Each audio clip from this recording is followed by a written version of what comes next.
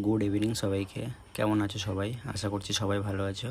মাকে বললাম যে সন্ধ্যায় কিছু একটা খাবার জন্য বানাও। মা বলল কী খাবি বল। তো আমি বললাম যে তোমার পছন্দের মতো কিছু একটা বানাও। মা আগে থেকে ওল আর আলু মাখিয়ে রেখেছিল, সমস্ত রকম মশলা আগে থেকে কেটে রেডি করে রেখেছিল। আলু আর ওল যেটা আগে থেকে মাখিয়ে রেখেছিল, ওর মধ্যে সমস্ত রকম মশলা, যাবতীয় যা মশলা লাগে সব দিয়ে দিয়েছিল। সমস্ত রকম মশলা দেওয়ার পরেই পরিমাণ মতো বেসন দিয়ে দিয়েছিল।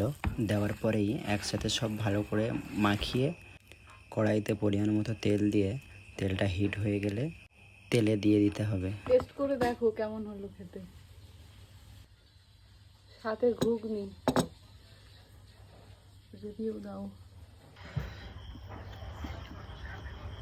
ফার্স্ট বাইটটা নিয়ে নিলাম। এটা তোমরা ওল আলুর গোল্ডেন ফ্রাই বলতে পারো। সত্যি অসাধারণ ছিল খেতে।